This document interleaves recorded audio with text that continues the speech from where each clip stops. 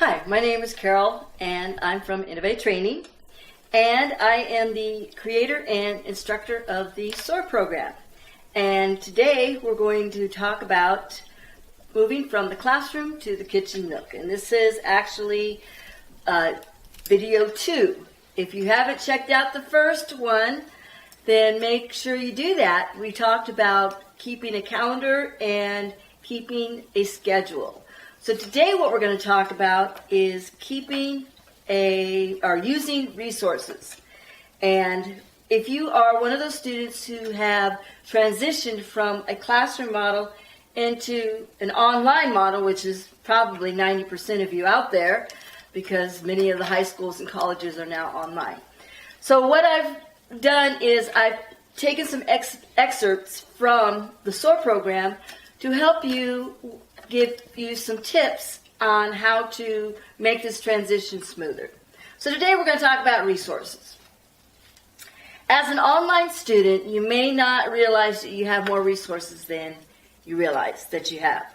So as an online student, you might feel isolated from your class. You might feel like you're in it alone. You might feel like you don't have the same access to the materials that you would have if you were in a classroom. But I'm going to talk about how you can, what resources you can use and how you can access them. So, the very first one I want to talk about is the resource that you have right at home. And these are resources you can put together or organize before your class even starts. And that is your support group. And what do I mean by support group? I mean a group of your friends, trusted friends and family that understand what you're doing, that you're going to school and that you're online and that you are trying to focus on your studies. And what you should do out of this group of friends is to find one or two really good trusted friends and create them as your study buddy or your accountability buddy. And it's kind of like a cheerleader, but also somebody who can keep you accountable. So a support team, make sure that these are not your party friends. Make sure they're not somebody who's going to say, hey, you could study for your test tomorrow morning. Why don't we just go out and have a little fun? No, you need somebody who's going to be a little serious. Okay. So you want to be trusted. This could be your spouse. This could even be your children or your parents or somebody who lives in your house. It's actually a good idea if somebody who lives close to you. Okay. So this one person that you're going to pick out of this group is going to be the person that you're going to call on for 3 things. First of all, your cheerleader, your encourager, your coach, the person that you're going to call on when you feel frustrated and you want to give up. This person is going to encourage you to keep going. Because I know it's at times you just want to throw in the towel, you just want to give up because sometimes it gets hard. And again, we're in a new mode, a different mode, and we're doing things differently. And you may have been going into a classroom since kindergarten, and this is very new to you. So it's understandable that it can get frustrating and discouraging. Second of all is this person can be your watchdog. This person can answer the phone or answer the door and make sure that people are not interfering. This can be your kind of interception, in other words. Your friends that want to go parties, and that person's like, nope, this person's, you're not going to get close to her because she can't go party today. They can also be somebody who can help you with the kids. If you're studying, they can maybe put on a video or play some games with the kids. And then finally, number 3, this is your accountability buddy. This is the person that you have given that power to. So in other words, this is the person that you would answer to. They're going to ask you, did you attend lecture today? Yes, I did. Well, if you know that you have to answer somebody regarding going to lecture, you're not going to want to lie to this person. You're not going to want to be false because, again, they're doing it for your own good. So he's like, I better go to the lecture because I know he's going to ask me. So that's a good idea to have somebody that you can be accountable to. In the classroom, we have the teacher who's constantly in our presence. When we're online, it's a little bit disconnected. Not that the teacher's not holding you accountable, but it's psychologically, it's a little bit disconnected. So your accountability buddy. Do you have your paper done? It's due tomorrow. You're not going out to party tonight because you have a paper due. And how did you do on your test? And maybe to, again, cheer you on when you do good on a test. Okay.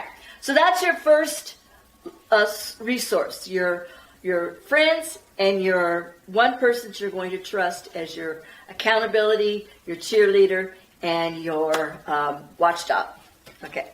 Second resource, and a lot of people forget about this one, your instructor. This is one of the greatest resources you have. And a lot of people think, well, we're online, so I don't have as much access to my instructor as I would if I was in a classroom, and that's actually not true at all. Your instructor will most likely give you a phone number, a call number, and they'll give you a set of hours that you could best call. Now, be aware of this. A lot of times the instructor's giving you their cell phone. So you don't want to call during their own private time. Also, be aware that your instructor might be doing other classes at other times. So they're going to give you some time. They're going to say, hey, between 5 and 7 p.m., I'm available, so you can call me. So be aware of that. And if you have to leave a voicemail, leave a voicemail. And be respectful. Understand that they're probably going to get back to you within 24 hours. Okay? Personally, I like to do emails because I like to write it out, spell it out, make sure I've included all the information I need to include when I have a question. Again, allow 24 hours. Unless it's a Friday afternoon, then you want to give them till Monday. Okay? So your instructor. Your instructor is, if this is, regardless of what the subject is, has been teaching this. They're the ones who know what assignments are due, what's going to be expected, and their experience. So don't forget to use them. They are a great resource that you have. And then another one is a study group. And your instructor may already organize a study group. But if not, ask your instructor, hey, do you mind if we form study groups? An online classroom is more than welcome to do this. You have resources available where you can meet independently. You can use Zoom to meet independently. So ask your instructor if he or she would mind if you utilize study groups.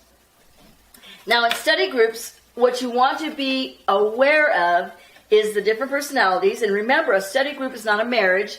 So if it's not working out, you could always find another one. Because, again, when you get different personalities, sometimes you get personalities that rub each other the wrong way. You have some people who like to take control, and that's fine if the other group doesn't mind. But, again, yeah, a study group isn't a marriage. So if it doesn't work out, find another one. Form another one. Finally, the resources that your instructor gives you in your online classroom, I'm sure your instructor has provided links and downloadable materials. Make sure you go through all those materials. Make sure you have your textbook. If your textbook is an actual textbook, make sure you have that.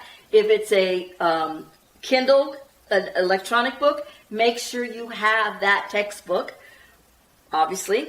But also all the other materials, your syllabi, your calendars, your text, your lecture notes, your PowerPoint outlines, all those things, you want to make sure that you download them and then keep them organized. If they're electronic, keep them on a drive in a file underneath that class name. Keep them organized. So those are valuable resources that you want to make sure that you have access to. Make sure that if you're having trouble reading electronic print like I do, I have to print my materials. So make sure you print them and keep them available. Sometimes instructors will have live events. Make sure that you attend those live events, and make sure that during those teleconferences or the webinars or whatever they are, make sure that you take notes and download any of the resources that are available to them. So that's about it for this week. These are resources that are available to you as an online student. There are many, many more. Next week we'll have another topic regarding you being successful as an online student. So, Carol Pajot from Innovate Training, and I'll see you next week.